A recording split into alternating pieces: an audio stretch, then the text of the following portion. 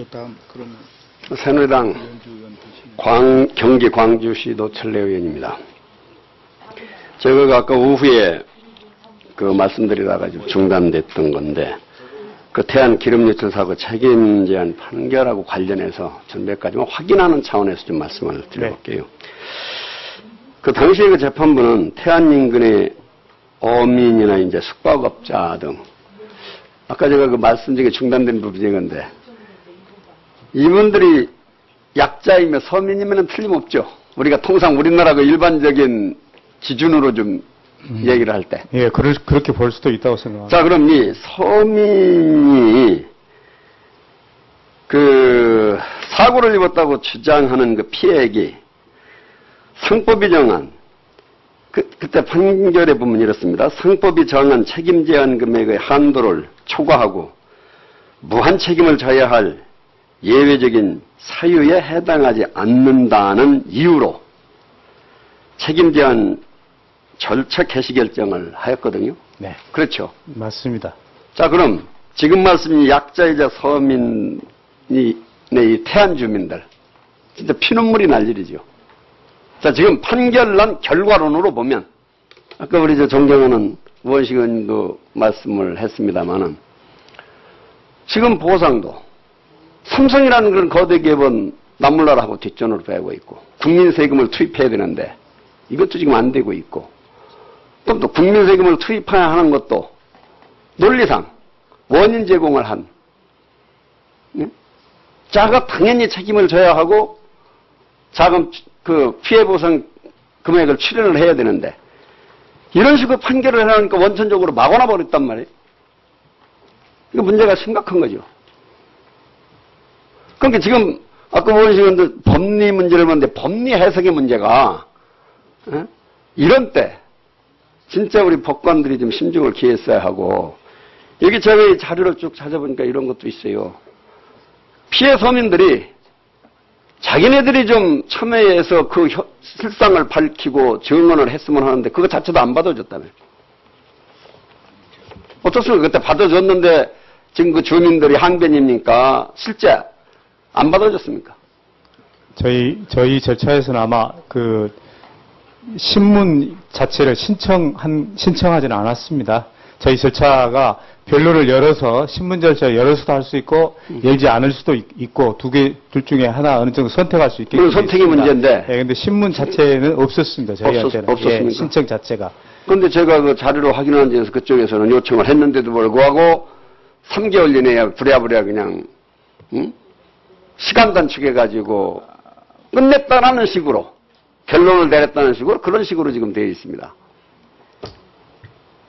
네, 지금 사후에 또 그런 비난적인 시각은 있을 수 수도 있습니다. 있다. 네, 네. 자, 그럼 사고 당시 우리 상법엔 선박이 무모한 행위를 실시했거나 필요한 행위를 취하지 않아 피해가 발생할 경우에 무한 책임을 지도록 되어 있었습니다. 그렇죠? 그렇습니다. 네. 그럼 당연히 삼성이 책임을 져야 했죠. 이 절차는 그러니까 통상적인 그 판결 절차가 아니고요. 아니고 책임 제한 절차를 개시하냐 마느냐에 관한 특별한 그 비송 절차입니다.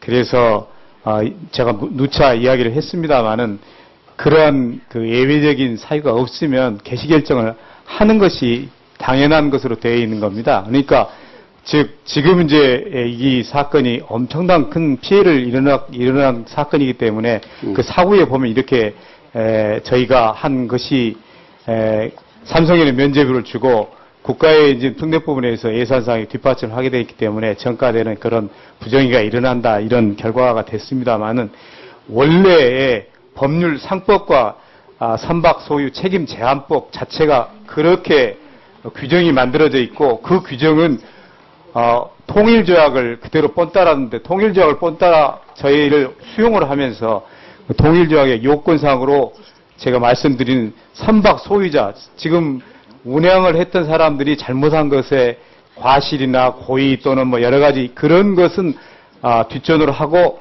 선박 소유자에게 손해배상의 개연성에 대한 인식을 가지고 운항을 시켰느냐 이것만 따지게 되는 것으로 법리가 확립이 되어 있습니다. 전 세계적으로. 그렇기 때문에 그것을 그 통일조약의 법리를 저희가 수용을 해서 상법과 선박 소유 책임 제한 절차법을 만들었기 때문에 저희 법원으로서는 그것을 이미 서산지원에서 충분하게 형사사건, 해난 심판사건, 허베이 스피리토의 그 선박 책임 제한 절차 사건의 결론이 났기 때문에 저희로서는 그 3개월 안에 모든 자료가 나와 있고 더 이상 심리할 것이 없는 상태에서 더 이상 결론을 어떻게 할 수 없는 거라고 저희가 가슴 아프지만 이런 생각 하에 충분한 검토하에 그렇게 결론을 내렸던 겁니다. 하나만 더 묻겠습니다. 그때 크레인 예인선에 견인되어 운항 중이었는데 이것을 그 선박으로 보았습니까? 일반 공작물로 보았습니까? 원래 선박법에 크레인이 실려있는 부선은 선박으로 본다고 규정이 있습니다. 선박법 자체에. 그렇기 때문에 저희는 지금 부선 위에 실려있는 크레인이 사고를 냈기 때문에 그게 끊어져 가지고 그렇기 때문에 공작물이라는 주장이 있을 수 있습니다. 그런데 법조계에서도 그러는데 법조계에서도 공작물로 봐야 한다는 의견이 상당수 있습니다. 그런데 이제 부선은 선박법에 선박으로 본다는 규정이 있기 때문에 그 법 규정을 뛰어넘을 수는 없다고 저는 판단을 한 겁니다. 그 와인이 끊어져 가지고 하나의 그 쇳덩어리 물건이었는데. 그러니까 이제 저희 그 선박 책임을 하려면 그 법리에서 그런 상황을 끌려가면 그 선박으로 볼 수 있는데 끊어져 버렸단 말이요. 바로 끊어지면서 600m 밀려가면 사고를 났습니다. 그러니까 그 상황이 공작물로 봐야지 선박으로 볼 수가 없는 거지. 그것은 여러 개의 선례들이 있기 때문에 그렇게 저희들이 검토를 그렇게 한 것이고 아마 그 부분에서 대법원까지 가서 그 법리가 대법원에서 충분한 검토를 했고 원심이나 고등법원이나 대법원에서 충분한 검토를 했는데 그 법리가 만약 틀렸다면 당연히 파기가 됐으리라고 저는 생각을 하고 있습니다. 어쨌든 지금까지는 아마 이제 중복성이 있어서 제가 이걸로 마무리를 합니다. 어쨌든 제가 가지고 있는 자료나 지금 그 존경하는 의원님들이 지적했던 사항들이 보면은 하여간 좀 불성실한 판결이었다라고 하는 거는 공통적인 걸로 지금 다 지적이 되고 있는 것 같습니다. 이에 대해서 마무리 한번 해주시죠. 저희가 한 판결에 대해서 이렇게 평가를 받는 게 참 저도 사실 굉장히 마음이 아픕니다.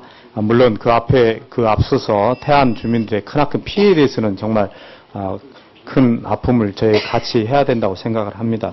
근데 제 입장에서는 법적 안정성, 즉 법률의 규정 내에서 기존의 법리 내에서 한도 내에서 그러한 피해의 아픔을 뛰어넘을 수 있어야 되지만 지금에서는 법적 안정성 추구가 굉장히 중요하고 그 부분을 저희 입장에서는 뛰어넘을 수 없다라고 생각을 했고 아마 법조계의 일반적인 상법과 책임제한 절차법을 공부한 사람이라면 저희 판결에 있어서 정치적으로 어떻게 그렇게 태안 주민들의 피해에 대해서는 그러한 사후적인 평가가 가능할 수 있지만 그 실무를 처리했던 당사자 재판부로서는 그렇게 처리할 수밖에 없었다 이런 말씀을 드리겠습니다.